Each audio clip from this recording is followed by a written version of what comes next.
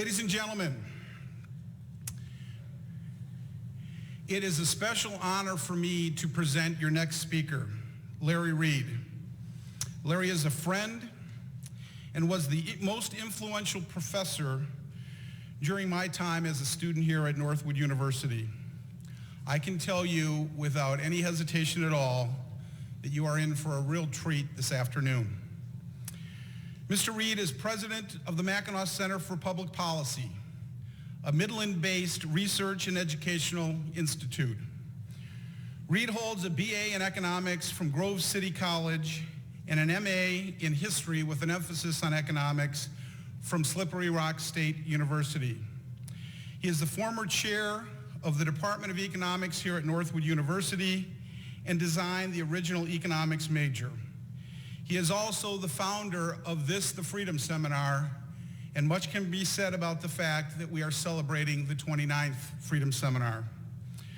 Reid was a candidate for the U.S. House of Representatives from Michigan in 1982 and directed the Center for the Study of Market Alternatives in Caldwell, Idaho, before returning to Michigan to literally found the Mackinac Center for Public Policy. Under Larry's leadership, the Mackinac Center has become one of this country's premier state-based think tanks. He is the author of over 800 newspaper columns and articles. He has appeared on 200 different times on radio programs and has authored commentary or opinions to literally dozens of newspapers and periodicals in this country and in 15 others. Since 1978, he has delivered more than 1,000 speeches in 40 of our 50 states and 15 countries. Reid was a member of the Board of Trustees of the prestigious Foundation for Economic Education in Irvington on the Hudson, New York, and in 1999 and 2000 was the chairman of that board. Speaking on the topic, freedom, character, and the battle of ideas, would you please join me in welcoming Larry Reid.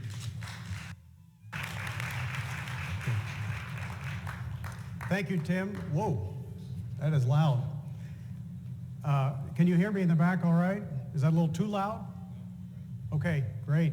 Thank you very much, Tim, and ladies and gentlemen, it's a pleasure to be with you.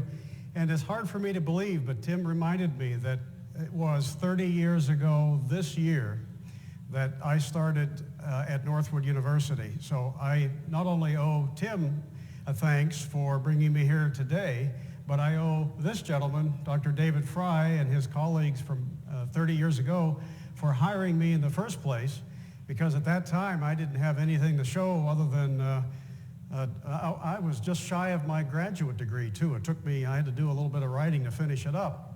But they took a gamble, and I don't know if David regrets it, but in any event, it was the best thing that ever happened in my life, and I thank you, sir, for making all the things that have happened in my life since possible in the first place. Literally the best thing we ever did. Thank you very much, sir. Thank you. I remember Tim in class very well, too. And he wasn't always for freedom and free markets. He gave me a hard time in that fall semester in 1977, but he quickly came around and now has been all these years since a star in his own right and has brought a lot of other people to these ideas of freedom and free markets. So it's a real pleasure and an honor to be with you today. And I want to tell you at the outset that my presentation is made up of several parts. The first part is the deadly part. It's the part that I'm going to deliver from a prepared text, recognizing that that's a challenge at any time of day, but right after lunch is a supreme challenge, so I hope you'll bear with me. That's about a third of what I want to do, and then the latter two-thirds will be more spontaneous. And in that portion of my talk, I'd like to tell you about two people who I regard as having the highest character, and because of that character, they made the world a decisively better place. One of them passed away 160 years ago.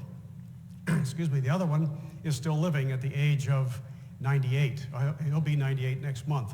In fact, he's the gentleman on the front of this little pamphlet that before we go today. I hope you all get one. We've got plenty for everybody.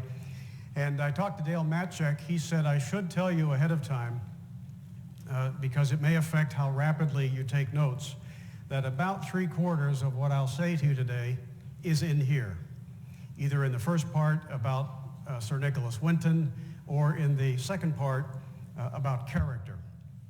So let me begin with the more prepared part, and we'll see after about 10 or 15 minutes how many are still awake.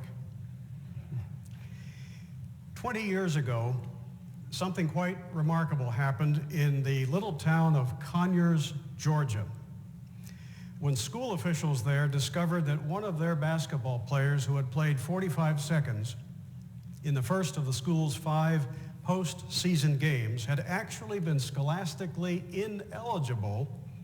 They returned the state championship trophy that the team had won just a few weeks before.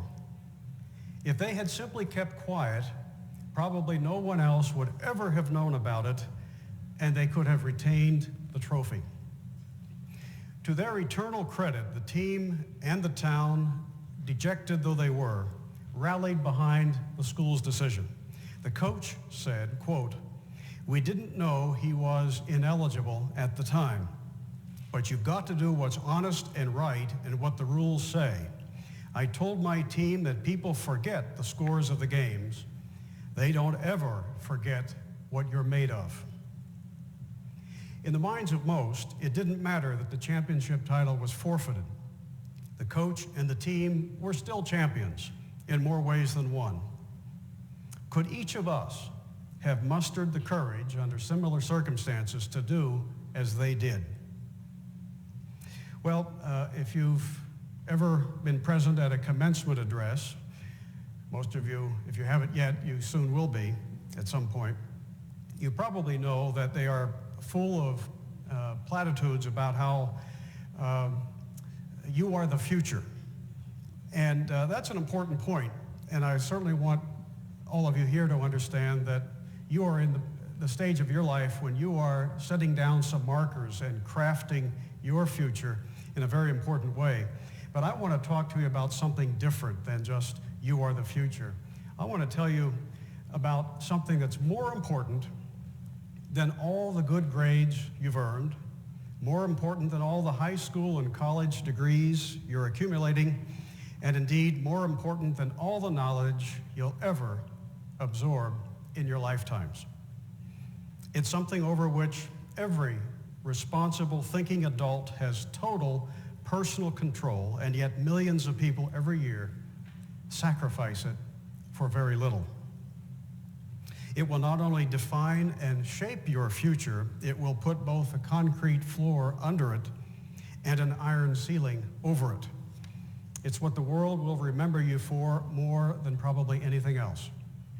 It's not your looks, it's not your talents, it's not your ethnicity, and ultimately it may not even be anything you ever say. What is this incredibly powerful thing I'm talking about? Well, in a word, it's character. Character by the boatload is what the coach and the players in Conyers, Georgia possessed, and what an example they set. People like me who have never met them will be telling that story for a long, long time.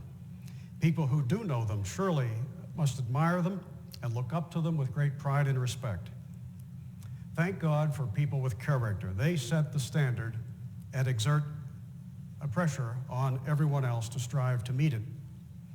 Now, here's another example of character from personal experience. I've been to some 67 countries in the world, and over those travels I have witnessed and befriended many people of sterling character and become acquainted with some of just the opposite. But this is a story about a man whose name I don't know. In fact, I'll always regret that I didn't get to know him and find out how to keep in touch with him. But he exhibited a kind of character that was so exemplary that just this one experience with him would suggest to me that I could probably trust my life to him. This is a story that goes back to 1989. It was 10 years after the Khmer Rouge communists had been kicked out of Cambodia in Southeast Asia, kicked out by an invasion from the Vietnamese. Now, if you know anything at all about that Khmer Rouge period, you know how bloody and horrendous it was. Out of a population of some 8 million people, upwards of 2 million perished during the 3.5-year period that the Khmer Rouge were in power. This was 10 years after that when I went to Cambodia along with some friends to see how the country was recovering. It was a desperately poor country, one of the 3 or 4 poorest in the world at that time, and is still extremely poor today. And before I went, there were some stories in the local paper about this, so some people heard of this impending trip, and a lady called me from Midland, and she said, some years before, my church had helped some Cambodian families here in Midland. And although they've now scattered and are living elsewhere in the United States, we stay in touch with them. And I know that they would really appreciate it if you could take some letters and maybe some small items, maybe some cash to Cambodia with you and see if you can find their families and pass these things on. So I had a stack of envelopes with letters. There was some money in there. And I had instructions to don't leave any, or don't come back with any money. There was money in each letter, and I was told, if you can't get it to the families, whatever you have left in the way of cash, give it to whoever seems to need it, which was about everybody in Cambodia at that time. 3 of the 4 families I was able to find and deliver the letters and all that was with them and in them. But the 4th family was quite a ways away from where I was staying in the capital of Phnom Penh. And by the last day of the trip, it was apparent to me I just wasn't going to get there. There was some risk involved. There was still fighting in parts of the country. And so there was $200 in the envelope that I was to give to that family if I had found them, and now I had to find somebody else to give it to. Well, there was a man who had come into the hotel on most of the days of the week that I was there, a Cambodian who spoke enough English that we'd had some brief conversations. Seemed like a very friendly guy, but it was obvious that he was extremely poor. I thought, I'll just give that $200 to him, but rather than just do it outright, I'm going to ask him if he could get most of the money to the family. So I explained to him, gave him the letter, pointed to the address, explained, if you can get this to this family, here you can keep $150. I'm sorry, you can keep $50 of it. Give them the other $150. And I gave him a little extra, I think, for the $10 train ride to go to Battambang. Now, how many of you would have assumed that that would have been the end of the money? I mean, that's probably not an unnatural assumption, that he might never have gotten there and might have kept it. Well, I didn't get his address, I didn't get his name, I wished I had, because some months later, I got a call from this woman. Her name is Sharon Hartline in Midland, the one who had originally called me.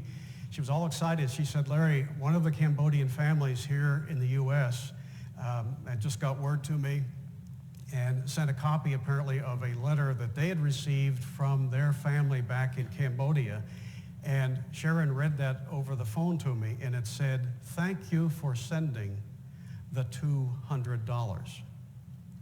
That man had not only gotten to Battambang and delivered the full amount, he didn't keep the $50 that I told him he could keep if he got there. Now, doesn't that say something about his character? Wouldn't you trust, I would trust my life with somebody of that character. He certainly didn't do that for fame or fortune. And I think that speaks very highly of his character. Well, to help us understand what character is, let me tell you what the absence of it can look like. Sadly, the evidence of lack of character is in abundance these days. All you have to do is turn on the evening news. In 1995, students on the quiz team at Steinmetz High School in Chicago made national news when it was discovered that they had cheated to win a statewide academic contest. With the collaboration of their teacher, they had worked from a stolen copy of a test to look up and memorize the correct answers in advance. perhaps worse than the initial deed itself, was the attitude of the same students 5 years later, expressed in the New York Times by one of them this way: "Apologize for what? I would do it again." Now, what a contrast to the values on display in that Conyers, Georgia story or in the Cambodia story that I shared with you. No one would say that the teacher or those students in Chicago exhibited character in the positive sense that I'm using the term here today. Now, assume for a moment that the Chicago students had never been caught. Knowing everything else that I've told you in these true stories, which group of students would you most want to be like? The ones in Conyers who walked away from a trophy, or the ones in Chicago who cheated to win a contest? If you said Conyers, then you have a conscience. You have character, and hopefully a lot of it. And you know something of the inestimable value of being able to look back on your life and know that you tried very hard in every circumstance to do the right thing. I love the words of the Apostle Paul in prison shortly before he was martyred. It is recorded in Scripture as 2 Timothy 4:7. "I have fought the good fight. I have finished the race. I have kept the faith." He had character, even in the midst of extreme adversity. If he had sacrificed it for short-term, selfish gain, all his good words and deeds would hardly carry the weight that they do today, nearly 20 centuries later. A deficit of character shows up every time somebody who knows what the right thing to do is neither defends it nor does it, because doing so might mean a little discomfort or inconvenience. I work in the field of public policy, which brings me into contact often with legislators, congressmen, candidates for office, and far too many times I've heard something like this: "I know you're right, but I can't say so or vote that way because I won't get reelected." Now, you can blame a politician when he behaves that way, but don't forget the voters who put him in that spot. I see character deficits every time I see people pressuring the government to give them something at the expense of others, something which they know in their very gut should come instead from their own efforts and their own merit. Now, perhaps we should ask, where does character come from? Or putting the question a little differently, why is it that when we speak of character, we all seem to know what it is that we're talking about, at least in general terms? Well, theologians and philosophers can speak to this much better than I, but I'll say this: there's something in the way that we humans are wired. Deep down within us, we have a sense of what is right and what is wrong, what is good and what is bad. And when we ignore our wiring, something within us, that voice we call our conscience, cries out that such and such is simply wrong. In complex situations, that the voice can be difficult to discern, and we can even learn how to dull that voice into submission. But we cannot really deny that it's there. It's simply the human experience. We can argue about its origins, but it's there. When a person spurns his conscience and fails to do what he knows is right, he subtracts from his character. When he evades his responsibilities, succumbs to temptation, foists his problems and burdens on others, or fails to exert self-discipline, he subtracts from his character. When he is so self-absorbed that he ceases to be of service to others unless there's something in it for him, he subtracts from his character. When he attempts to reform the world without reforming himself first, he subtracts from his character. A person's character is nothing more and nothing less than the sum of his choices. You can't choose your height or your race or many other physical traits, but you fine-tune your character every time you decide right from wrong and what you personally are going to do about it. Your character is further defined by how you choose to interact with others and the standards of speech and conduct that you practice. Character is often described as a key leadership quality. I actually think that character and leadership are usually one and the same. If you've got character, others will look upon you as a leader. Ravaged by conflict and corruption, the world is starving for people of character. Indeed, as much as anything, it's on this matter that the fate of individual liberty has always depended. A free society flourishes when people seek to be models of honor, honesty, and propriety at whatever the cost, in material wealth, social status, or popularity. It descends into barbarism when they abandon what's right in favor of self-gratification at the expense of others, when lying or cheating or stealing are winked at instead of shunned. If you want to be free, if you want to live in a free society, you must assign top priority to raising the caliber of your character and learning from those who already have it in spades. If you do not govern yourself, you will be governed. Character means that there are no matters too small to handle the right way. Former football star and Congressman J.C. Watts once said that your character is defined by what you do when no one is looking. Cutting corners because it won't matter much or no one will notice still knocks your character down and can easily become a slippery slope. Unless you are faithful in small matters, we learn in Luke 16:10, you will not be faithful in large ones. Here's an example of exemplary character from a recent movie, Ron Howard's Cinderella Man. How many of you have seen Cinderella Man? Great movie. There's an early scene, and I think the movie, by the way, was a masterpiece from start to finish, but there was an early scene where boxer James Braddock, played by Russell Crowe, learns that his young son has stolen a sausage. The family is hungry and destitute. It's at the bottom of the Great Depression. The boy was fearful that, like one of his friends whose parents couldn't provide enough to eat, he might be sent to live with relatives who could afford the expense. Well, Braddock does not hesitate on the matter for a second. Do you remember, if you saw the movie, what he does? He immediately escorts the boy to the store to return the sausage and apologize to the butcher. He then lectures to his son, and here's how that dialogue goes. He says to his son, there's a lot of people worse off than we are, and just because things ain't easy, that don't give you the excuse to take what's not yours, does it? That's stealing, right? We don't steal. No matter what happens, we don't steal, not ever. You got me?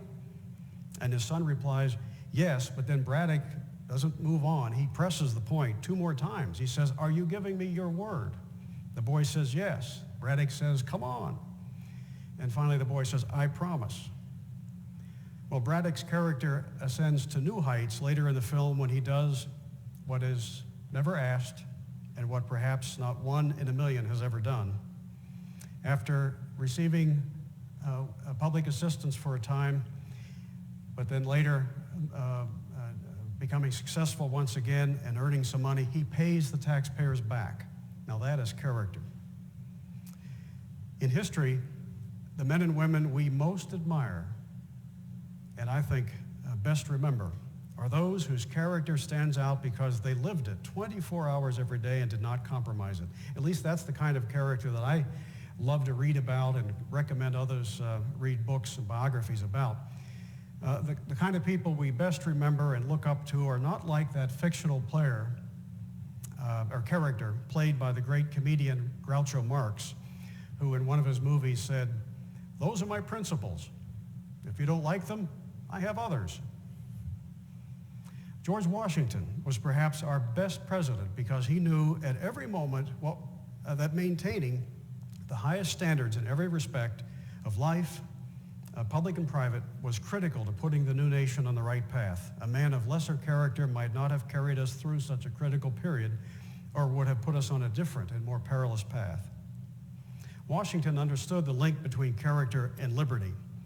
Listen to what he had to say when he spoke to the nation, not on radio, this was 1796, but in his farewell address to the country, in 1796. He said, it is substantially true that virtue and morality is a necessary spring of popular government.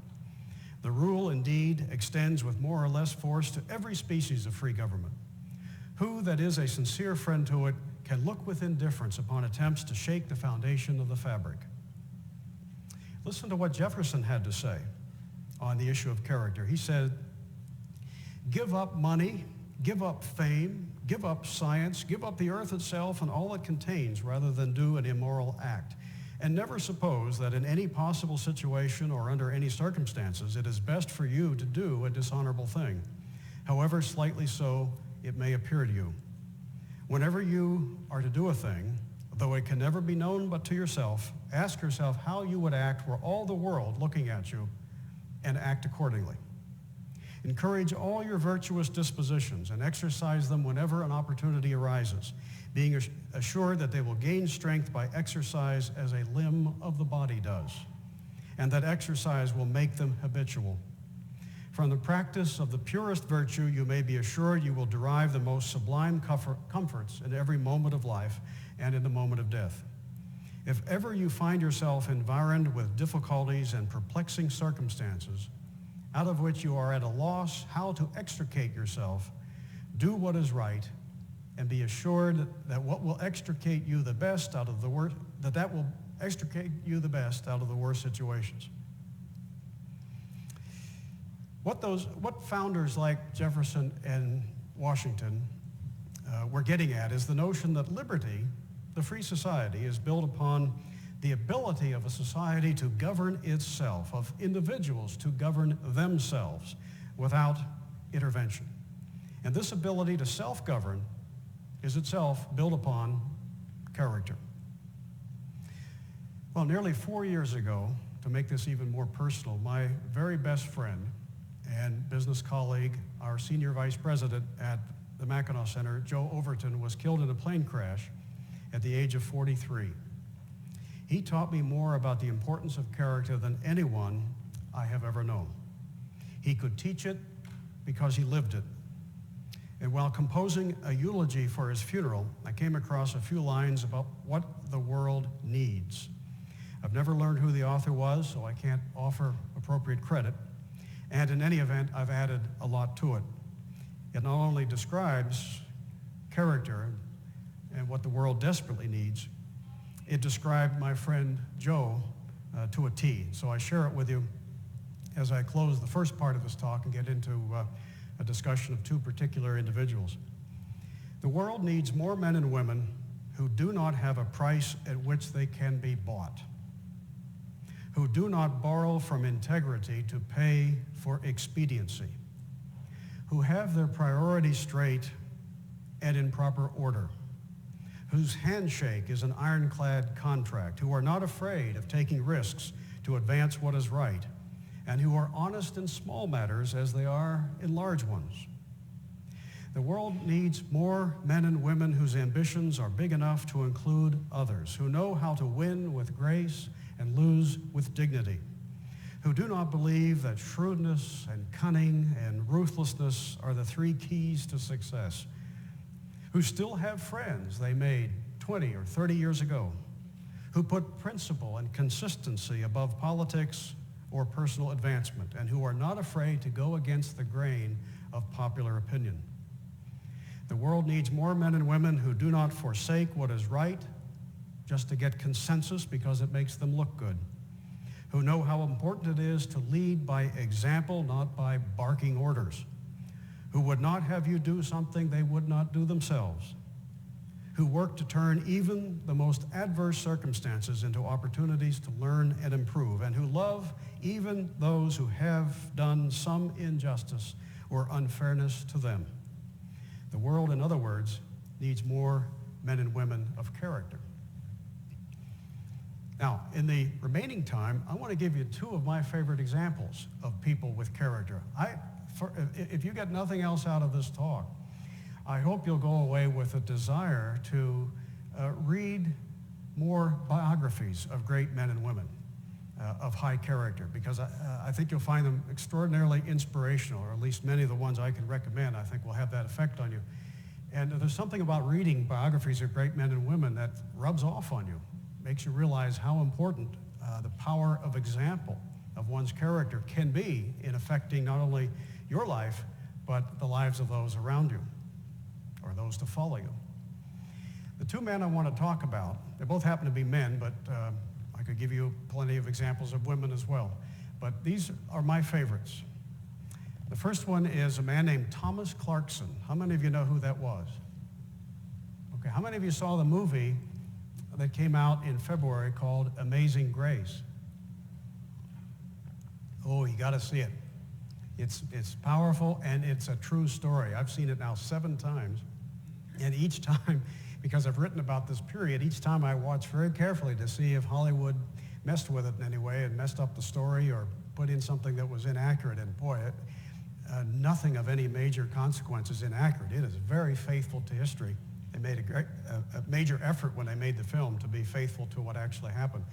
It's the story of William Wilberforce, who was the man who led the battle in the British Parliament to end the trade in slaves 200 years ago.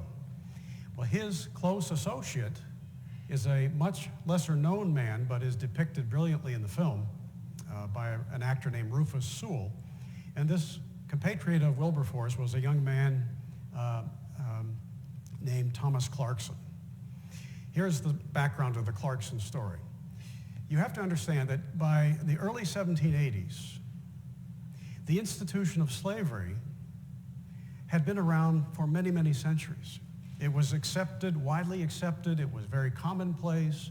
Certainly in Great Britain, you had an awful lot of people making a lot of money off of it and didn't think much of it. I mean, slavery was not readily apparent to people in Britain because British people who were involved in it rounded up slaves in Africa and took them not back to Britain typically, but to the West Indies. So British people didn't actually see it, but they knew of it going on, but it didn't bother them because for centuries, the world over, it was viewed as the natural order of things that some people should be subjected to the will of others and be owned by them. It's just such worlds apart from the way people think today. And this is what's remarkable. That was just 200 years ago. Within 100 years after the period I'm going to focus on, slavery was virtually abolished virtually everywhere. It went from being a long accepted conventional institution in the 1780s to being widely regarded as one of the greatest scourges of history and virtually extinct by 100 years later. What caused that shift in thinking? I contend it was people like Thomas Clarkson and William Wilberforce, who, being people of enormous character, devoted themselves to awakening not only a nation, but the world to the evil of this institution. And because of their perseverance, their integrity, and their character, they prevailed. And now slavery is confined to a few renegades around the world, nothing like the widespread accepted institution it was 200 years ago. Thomas Clarkson was a young man in the early 1780s intending to become an Anglican minister. He was at Cambridge studying for the ministry, and some events that happened elsewhere led to a sequence of events that would change his life. And I would argue your life, your lives in the process, the lives of hundreds of millions of people in the years since. Also in the early 1780s, here's one of those events. You had an incident involving a slave ship called the Zong, Z-O-N-G, the Zong. Here's what happened on the Zong. You know, whenever a slave ship departed from Britain, it would then make stops, multiple stops along the coast of West Africa. How many stops and how long it took before they could head to the West Indies depended upon how quickly they could round up enough slaves to pack the ship in horribly cruel conditions. Quite often, half of those who were packed in when the ships left ports in Africa didn't survive the passage to the West Indies. Well, the Zong had an especially long voyage, special difficulties in rounding up enough, and so that it meant that those who had been captured and enslaved on the ship first were on the ship the longest, suffering these horrendous conditions of disease, dysentery, what have you. And so here we are, not far from Jamaica and the West Indies, when the captain of the Zong makes a coldly calculated decision. He looks at the hundreds of slaves chained one to another on the ship, realizes how emaciated many of them are, figures that he's not going to get much money for a lot of them when he takes them to market. But he does have insurance. So he figures if he throws some overboard, he can then put in the insurance claim and get more money than if he were to proceed to Jamaica and sell them at market. He throws 132 living souls into the sea. An attorney named Granville Sharp back in Britain learns of this, even some of the men on the slave ship. This is not all that uncommon, by the way, but even some of the men on the slave ship were so horrified by this that word got out. Granville Sharp, an attorney, files charges back in London against the captain of the ship, murder charges. Well, in the end, the judge in the case dismisses it and says that, well, this was nothing more than like throwing horses overboard. That's his language, his words. Nothing more than a civil dispute between an insurance company and a slave ship captain. A professor at Cambridge hears of this ruling. It happens to be the professor who is in charge every year of determining what the essay contest will be that Cambridge students can enter if they write it in Latin. And so he decides he's going to make the essay contest that year a question in Latin: is it right or is it moral for one person to enslave another? That's the big issue, and students, if they write their essay in Latin, can enter this contest. It was a highly coveted prize that always made headlines across Britain. Thomas Clarkson's at Cambridge studying for the ministry. He decides to enter the contest, doesn't know anything about slavery, but he's a very diligent researcher, and he decides he's going to put forth maximum effort to win this contest. So he actually goes to some slave ports like Bristol to interview slave ship seamen and others to gather all the information he can to arrive at some conclusions and make his case. Well, he is horrified by what he learns. He writes a brilliantly articulate essay, wins first prize, and makes a very powerful case in this essay against slavery. And then, as he's on horseback, riding out of London to his small town of Wisbech not long after having won this prize, he writes in his diary later about this epiphany that occurred on the road to Wisbech. He's thinking about all that he learned and how horrendous it is. And at one point, he got down off his horse in anguish, fell to his knees. And later in his diary said that it was at that point that he determined that if, quote, if what I have written is true, someone must see these calamities to an end. Well, guess what? He's 25 years of age at that point, planning to be a minister. He would have been a good one. But he devotes the rest of his life, 61 years to his dying day, to first ending the trade in slaves, then ending slavery itself and emancipating all those who had been enslaved. He lives for another 13 years beyond that, and what does he do? He devotes the rest of his life in that period to helping improve the lot of those who had been enslaved.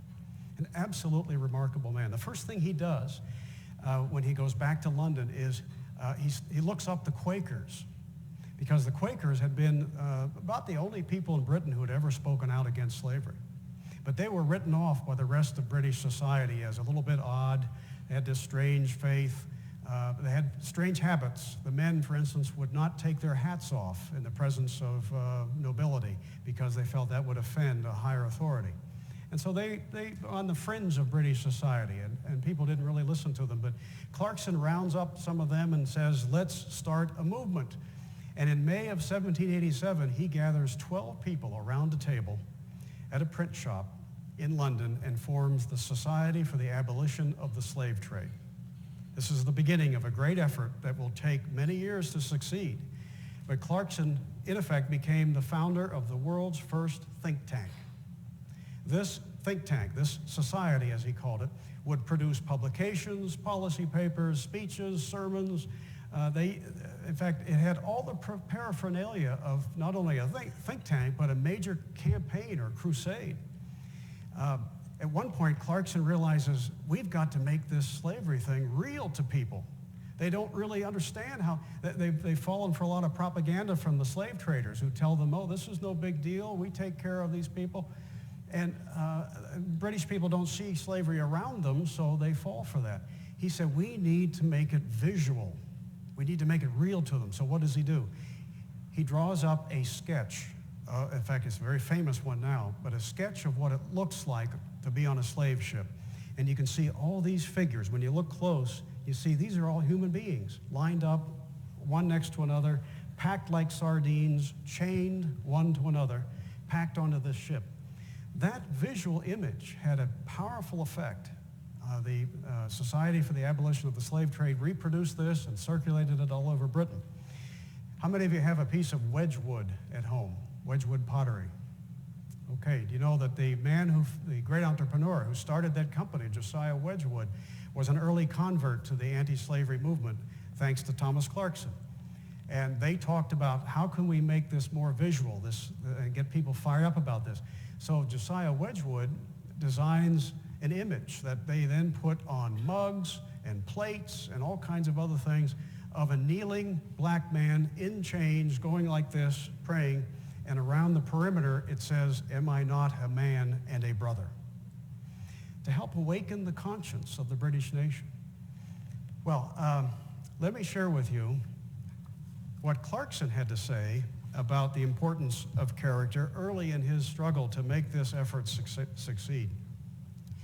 He's going into Bristol, which was a big slave ship port in Britain. And here's what he wrote in his diary. He said, "I began now to tremble for the first time at the arduous task I had undertaken of attempting to subvert one of the branches of the commerce of the great city which was then before me.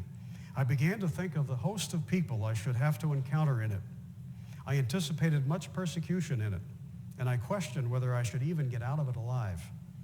But in journeying on, I became more calm and composed. My spirits began to return.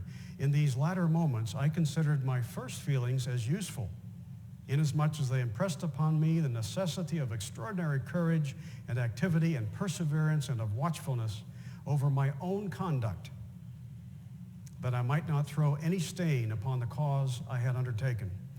When, therefore, I entered the city, I entered it with an undaunted spirit, determining that no labor should make me shrink, nor danger, nor even persecution deter me from my pursuit." He realized that if he didn't maintain high standards of character, he could hardly be seen as appealing, and people would not flock to his cause. Well, all during the years of the late 1780s and 1790s, the Abolition Society works hard to try to educate people. There were times in the early 1790s where it looked like they could have a surprisingly early success, as if they had enough votes to win. But the opposition, and this is in fact depicted in the film Amazing Grace, the pro-slavery side, they knew who the soft ones were on the anti-slavery side. And so when the vote was scheduled, they would often buy theater tickets for the softies, and they'd give them the theater tickets so they'd be off watching a play and they'd miss the vote. And Wilberforce and Clarkson would lose. Year after year after year, William Wilberforce, at the urging of Clarkson and his group, would introduce the bill to end the trade in slaves, only to see it defeated. They came close a few times, and then what happens by the mid-1790s? France declares war on Britain. And now you have members of Parliament denouncing the anti-slavery people, saying, hey, we can't do what you're suggesting. We would simply hand the business over, a very lucrative business, over to the French, to an enemy. Now, you might think there would be great cause then to be enormously dispirited. They'd gone from nearly winning to having far fewer votes by the late 1790s to end slavery. It looked like things were going in the opposite direction. But they prevailed. Clarkson rode, in fact, he rode on horseback 35,000 miles all over Britain in these years. And on, I forget the exact date, 24th of February 1807, exactly 200 years ago, 2 months ago. On that day at 4 in the morning, Parliament finally voted to end the trade in slaves. It was one of the finest moments in human history. A great testimony to the perseverance and the eloquence of people like Thomas Clarkson. And all that vote did was it ended the trade in slaves. It didn't end slavery itself. You might think that, well, after all those years of hard work, Clarkson would have deserved a kind of retirement. But as soon as that vote was held, he and Wilberforce and the others said, okay, now we got to go for the big banana. We have to end slavery altogether. Guess how many more years that took? 26 more years. So Wilberforce is in this literally for 46 years until in 1833, the British Parliament emancipates all of those enslaved within the jurisdiction of the British Empire. And on that one day, a year later, when it was scheduled to take effect, guess how many people were freed at one instant? 800,000 people. There are stories about what happened all over the West Indies in places like Jamaica, where the slaves went to the highest point on the island the night before that was to take effect, to see the sun come up on a new day, literally and figuratively. Clarkson came to be so revered. Here's a man who had been so hated by many in the earliest years. His life was threatened. He came to be so revered that in 1846, when he died, there was a huge throng, one of the largest funerals that London has ever seen. And there were many Quakers who attended that funeral. Some of them were the sons and daughters and grandchildren of some of the Quakers who he'd gathered together in the 1780s. And guess what they did? The Quaker men at Clarkson's funeral did something that Quakers almost never did. They took their hats off in testimony to what this great man of character had accomplished. I urge you to see that movie because it really is a remarkable testament to character, leadership, integrity, not only of Thomas Clarkson, but of William Wilberforce and others. And finally, what time do we have here? Okay, we have a little time yet. I want to share a story about a man that I can say I've actually met, still living. He'll be 98 in about 2 weeks. 4 weeks ago today, I took him to a concert at the Royal Albert Hall in London. You wouldn't think a man of nearly 98 could get around, but he drove into the city from 45 minutes outside of London, parked at our hotel. We met for lunch, took him to the Royal Albert Hall, and I've got pictures of him waving the British flag during Rule Britannia. It was a remarkable moment. This man is incredible. His name is Nicholas Winton. I think it's so important that we not only talk about people of the past who history records as great men and women, but that we celebrate those still in our midst who have done great things because of their character. He certainly is a wonderful example. You'll be able to read his whole story here. I'm going to give it to you in a condensed form. This man saved almost 700 Jewish children from the Nazis in Czechoslovakia in 1938 and 39. How did he do it? Here's the story. He was a young 29-year-old stockbroker in 1938, planning to go on holiday in Switzerland at the end of that year, in December of 38. And think back to your history. The war clouds are gathering across Europe. In fact, by the end of 38 is just less than a year away from the outbreak of the Second World War. Hitler has already absorbed Austria, and in the fall of 38, he will absorb the outer fringe of Czechoslovakia called the Sudetenland. In March of 39, before the war starts in September, he takes the rest of Czechoslovakia. So he's on the march. And much of the world is looking the other way. Neville Chamberlain went to Munich in September of 38 and came back and said, peace in our time, because we made a deal with Hitler. We essentially gave him Czechoslovakia. Even Hitler's the growing evidence of the anti-Semitism in Nazi Germany was people didn't want to talk about it because they didn't want anything that might ruffle feathers or provoke war. There were notable exceptions like Winston Churchill who were sounding the alarm, but many people just didn't want to mess with it. Nicky Winton, as a 29-year-old stockbroker planning to go on vacation in Switzerland, gets a call from a friend in the British Embassy in Prague, Czechoslovakia, who says, Nicky, don't go to Switzerland, come instead here to Czechoslovakia. I have something you must see.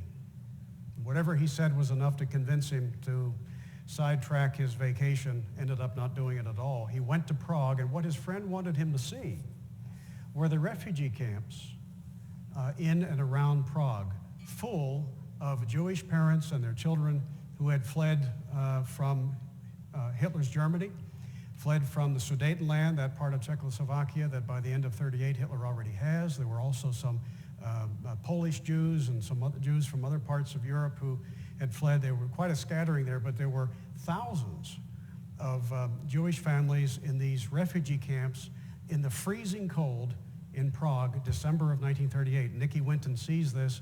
He takes a tour and talks to many of the parents. They are desperate to get out. But the problem is, nobody can find any country that will accept them.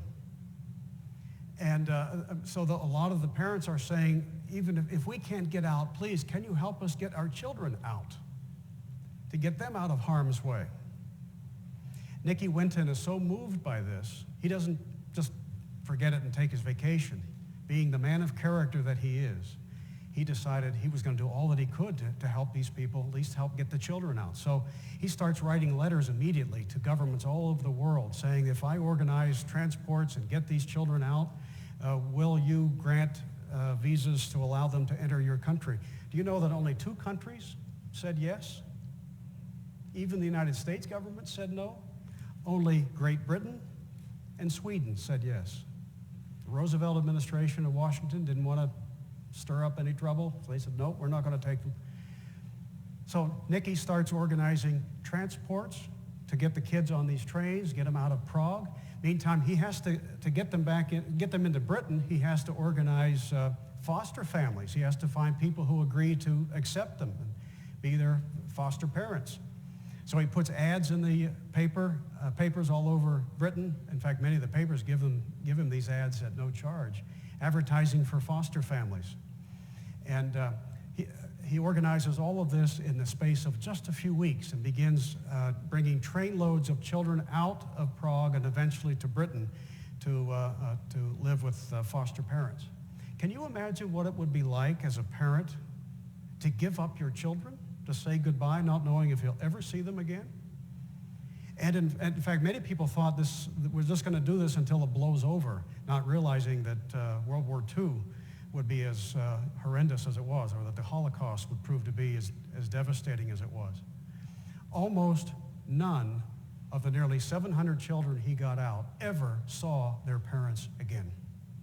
Story after story about parents who were eventually shipped off to Auschwitz and Bergen-Belsen and other German concentration camps. Well, Nicky Winton would have gotten a lot more children out.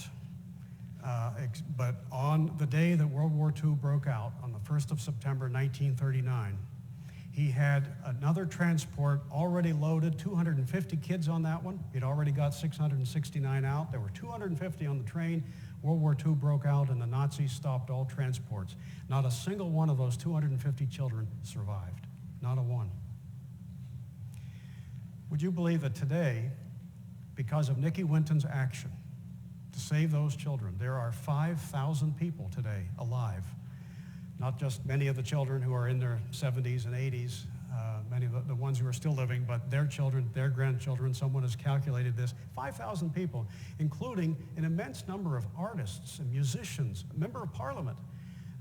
And there's, when you talk to some of these children, as I have, you find there's a sense of we must do what we can to give back. I mean, they feel like, wow, I could have died just like my parents did, but I was saved. I want to do something for the rest of society. Well, here's the most remarkable thing about this story, then I'll close and open it up to your questions. Nicky Winton did all of this virtually anonymously. It wasn't his name that was in the paper. Even the children didn't know who it was who got them out.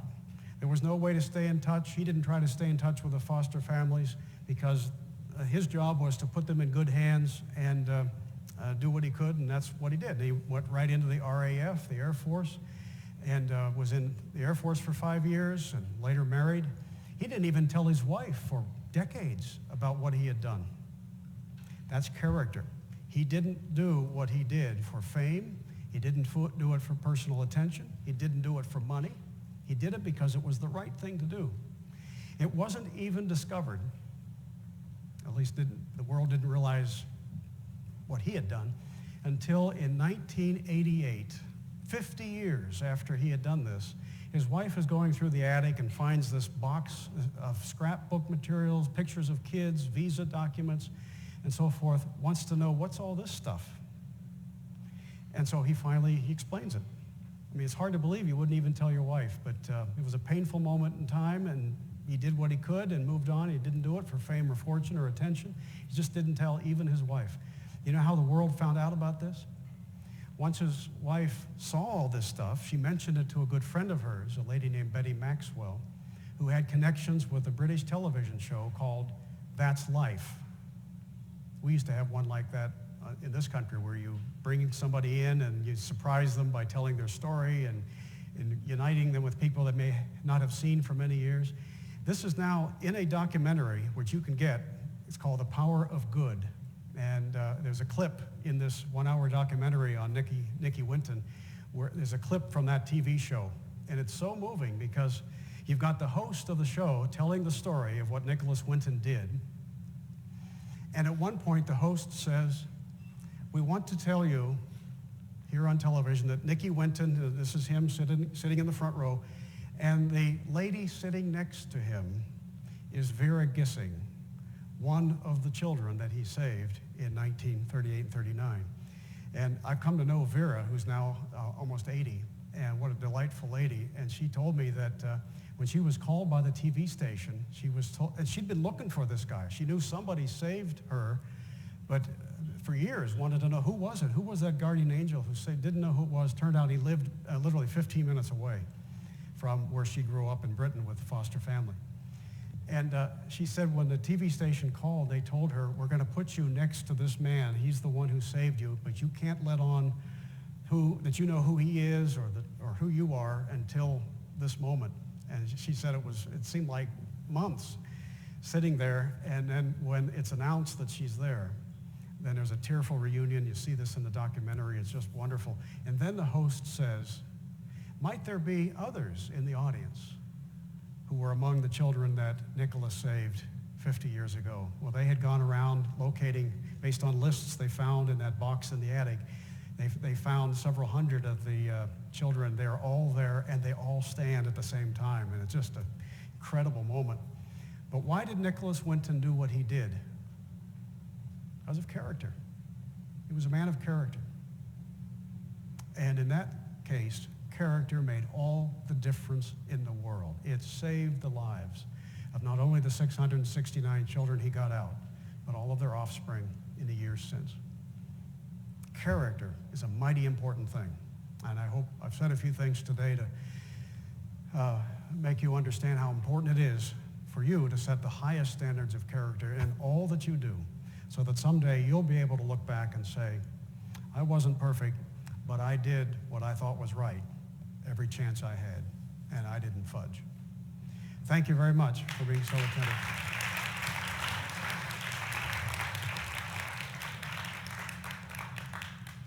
Questions?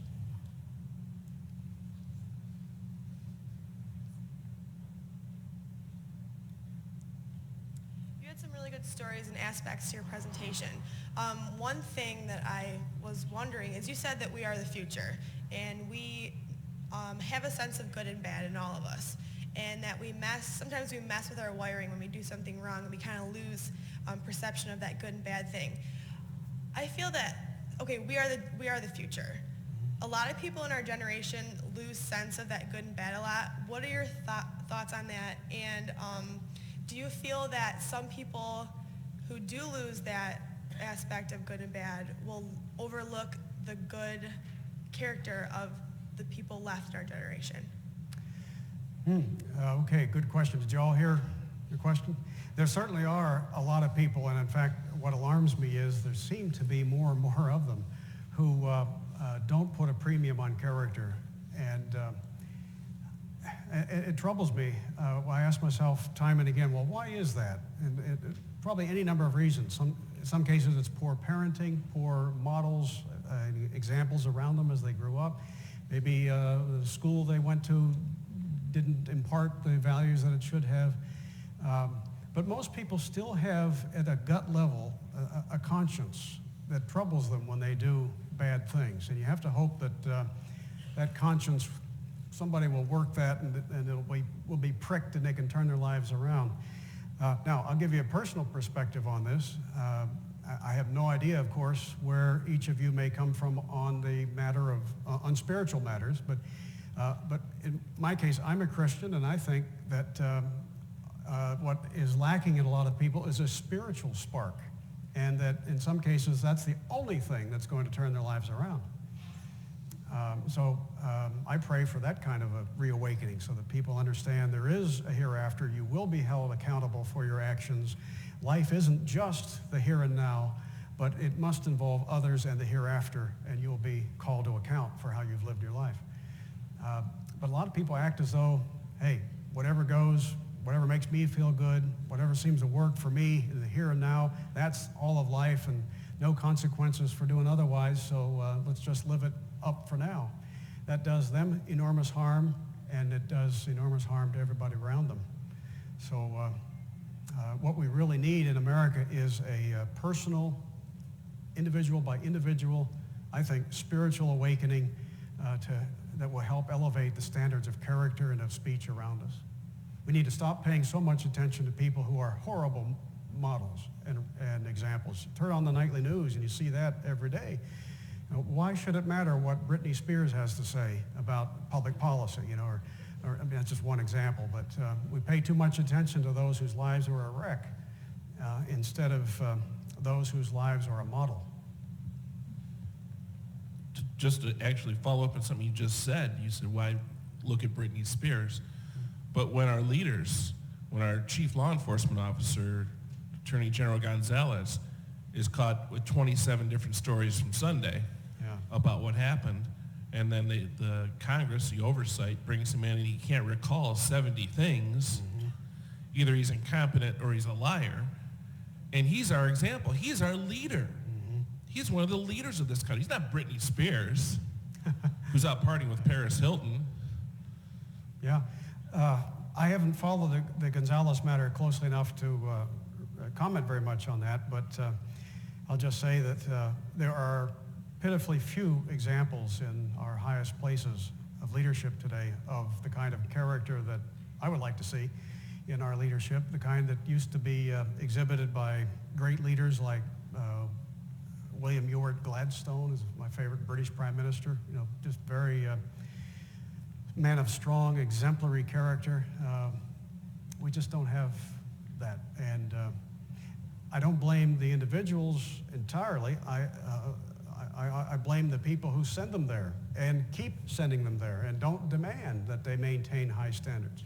In some sense, they're reflecting the general tenor of society. You can't expect your government to be better than the quality of the character of the people who voted into office. It really, at best, reflects the general character in society. At worst, may even help drag it down.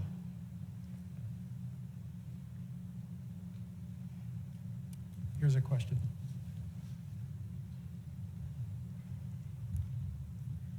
I love the Quakers. I've always had respect for the Quakers, but you don't hear anything about the Quakers anymore. Mm-hmm. And also, are the Quakers and Amish, the beliefs, they seem to be closely related. I think the Quakers and the Amish may have common ground, broad common ground on theological issues, maybe some issues of what some would call pacifism. I don't mean that in a negative way, but they're still around. You don't hear much of them, but they're called the Society of Friends.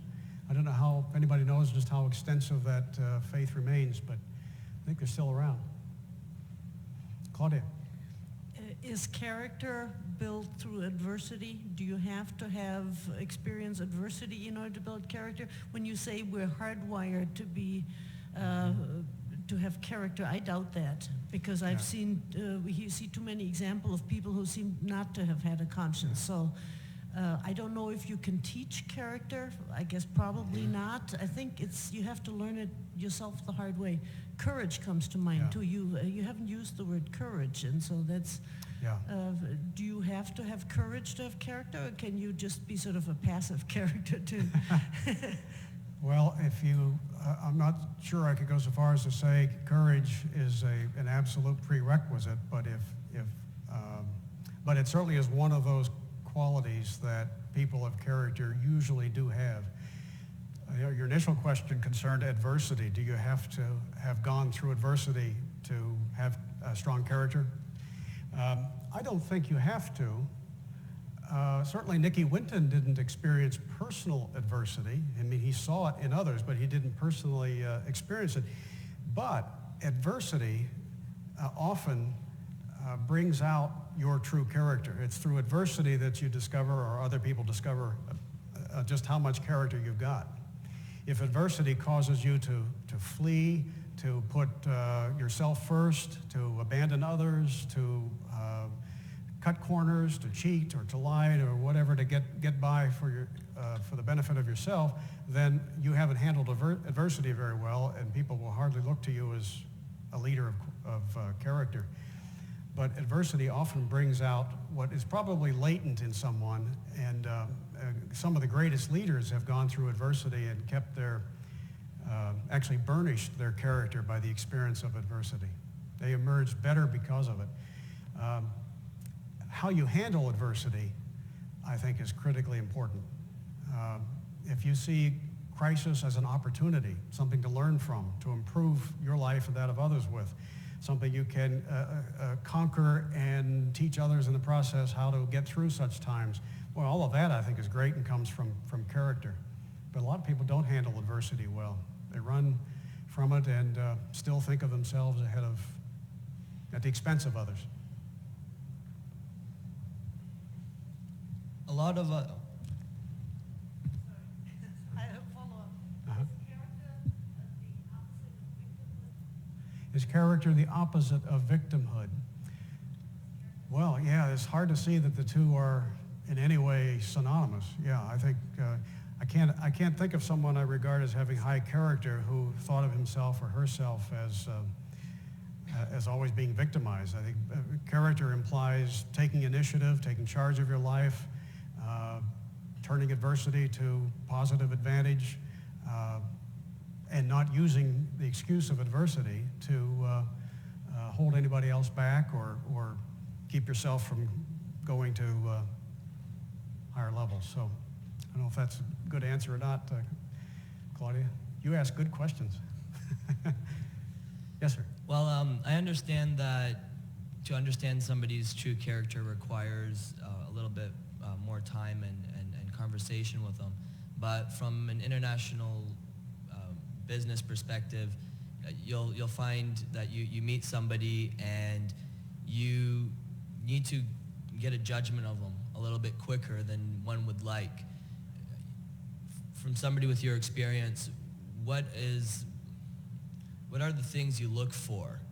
What do you, when you're talking to somebody, what are you judging? Mm-hmm. How do you judge their character, like, on a 5-step deal or something? Like, how do you get there? Good question. How about if I answer that in the context that I know best, that is of say, hiring people. We've at our shop, the Mackinac Center, we've put a premium on character, more so than we used to, because we've refined our search for character. I wish some of the things we've learned over the years we had known 15 years ago, we might have, some of the mistakes we made, we maybe wouldn't have made. But we're getting better at it because we look for character. I've often said that if I had to fill a position and I had to do it fairly quickly and it was down to just 2 candidates, and to simplify this, let's say one candidate exhibited great character, and from all that we could find out from references, from how he or she performed in previous jobs, from just talking with their supervisors, from the way they conducted themselves in the interview, from all indications, they were of strong character, but they didn't really know all that much about the area that we wanted to make a hire in. They weren't the policy expert that we look for, who, you know, with credentialed backgrounds and degrees and publications and what have you, but they had that character. And then the other candidate was the world's greatest expert on whatever policy area we were looking to fill this job for. But we picked up some red flags in their character and discovered that people said things like, boy, they're hard to work with. They seem to be ego-focused. They're, you know, any number of things. Now, I wouldn't hesitate for a second to pick the former, the one with the character. You know why? Because if you've got character, that means you've got things like introspection. We look, when we hire somebody, we want to see how introspective they are. Are they able to look, to stand apart from themselves, examine their life, and recognize the shortcomings and do something about them? Or are they so egocentric that they think they're God's gift and really couldn't tell you much about what they've done wrong that they've corrected? You ever meet somebody or interview somebody and you start talking to them about what their weaknesses are, and they think the thing to tell you is, oh, I really don't have any. I'm just really, really good. You know, what few I have are so minor. Boy, that's a red flag right there. Usually it doesn't go that easy, but so we look for things like, did they play competitive team sports? That's often a positive sign because that suggests they're probably a team player. References, we check references extensively. And sometimes you'll have a candidate who will say, maybe you noticed that they didn't list the supervisor at their previous place of employment or a couple employers ago. And you ask them, why wasn't your supervisor there listed as one of your references? And they say, well, we didn't have, we kind of had a falling out, and so I didn't put his name on there. Well, what I usually say is, I really do want to talk to that person. Now, I understand things don't always go well between people, and I understand that. It may not have been your fault. But if that guy can tell me something good about you, I know I can take that to the bank. So I tell them, don't worry about my talking to a supervisor you had a bad experience with. And quite often when I do talk to them, they say things like, well, yeah, we had to work on him to get his work done on time, but boy, when I gave him this responsibility, he got that done, or whatever. They'll say things that really are probably more revealing and valuable for you to know than if you're talking to somebody who he listed because he had a great relationship with. Now, I'm far from an expert on, a lot of this is sixth sense and emotional intelligence and trying to tell, you know, how does this person come across and what does that indicate to you? But after a while, I think you get a good feel for who has character and who doesn't. Yes? Okay, well, is there another question? Oh, sorry. This question, and then I'll close with another little story that some of you may really enjoy. I think you'll all enjoy, hopefully. Larry, thank you for that very uplifting and very, very inspirational talk. I just have a question for you on the relationship between, you know, free societies and cultures. And, you know, on one hand, like you said, that free societies do depend upon character and a certain culture that values character. On the other hand, I would argue that they have the opposite effect as well. They help to build character. Free society also helps to build character. One of the, you know, the best examples of that is from your own talk in terms of slavery. You know, 200 years ago, you needed a shocking act, you know, of somebody throwing slaves from a ship before people woke up to something like that. Whereas now, you know, even a mild form of discrimination would shock the conscience of, you know, most people here in the United States. So would you say that, I mean, you were a little concerned about the diminution of character in the U.S., but would you say in many important ways there's been an increase in the character, you know, of a free society like the United States? It does work both ways. That's a very good point. There's no question about it. Free societies, competitive economies do tend to take the edge off of poor character. You can't, in a free society, put a crown on your head and wrap yourself in a robe and say, cough it up. People will say, well, why should I? What are you going to do for me? You have to produce for satisfied customers. And that is one of many ways in which a free, competitive society tends to channel your energies into constructive directions. If you don't serve others by what you produce, you're going to have trouble eating. That's a good thing. Free societies help with that. But I would also say that no free society can survive if, for whatever reason or reasons, people allow their standards of character to erode. A society in which, for whatever the reason or reasons, decides that stealing is no big deal, whether you're in government or as a private person stealing from your neighbor, whatever. If people come to think that it doesn't matter how you behave toward others, then I think that's an open invitation to tyranny, to the next tyrant to come along and promise, well, I'll knock heads together, I'll bring order out of this chaos, although it will come at the expense of your freedom. So it works both ways. Freedom helps to build character, but character depends on more than just a free society. And if you lose it, you'll lose your free society. Let me just share one quick final little story for you about another, in this case, two people who I think also exhibit profound character. A couple who has had a great impact on me because of their example. And I often think of them whenever there's any temptation to get down or feel as though, are we really making progress on something? I really think optimism is an important element of character too. You have to feel as though you can make a difference, you can make the future better if you put your mind to it. I spent time in the 80s and early 90s in countries behind the Iron Curtain. In some cases, like in Poland, Nicaragua, Mozambique, living with people who were active in the anti-communist underground, who were working for the liberation of their countries from communist tyranny. And one of the most emotional moments of those various excursions was actually in Poland in 1986. Now, most of you are too young to remember what happened in 1981, but it was, at the end of that year, it was a very dark day for Poland. You had an organization called Solidarity, rising and increasing freedom in communist Poland. Make a long story short, although the Soviet Union did not invade, as it had done to quash similar movements in Hungary in 1956 or Czechoslovakia in 1968, it did have the regime in Warsaw clamp down and declare martial law, and they threw thousands of people behind bars. They banned Solidarity, and Poland descended in December of '82 into the dark night of communist tyranny once again, and all that wonderful progress that was happening came to a halt and was reversed. This is 7 years now before the big changes in 1989 when the Soviet Empire collapses and Poland is freed.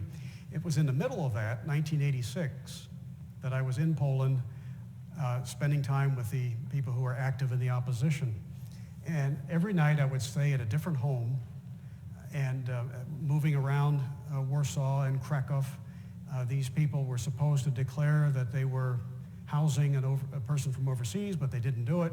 They were active in the underground and were eager to show me what they were doing. And one night, my escort said, "We have a very special couple for you to meet. Their names are Zbigniew and Sophia Romaszewski."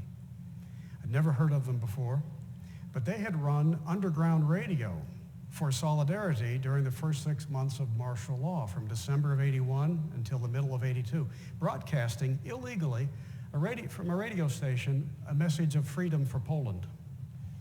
And they were eventually detected and arrested in the middle of '82. He was given 4 years in prison. She was given 3. They were kept in solitary confinement apart from each other during much of that time. And here they were out of prison not all that long, both of them, when I was in their apartment in November of '86. And they were active again on behalf of the underground opposition to the dictatorship.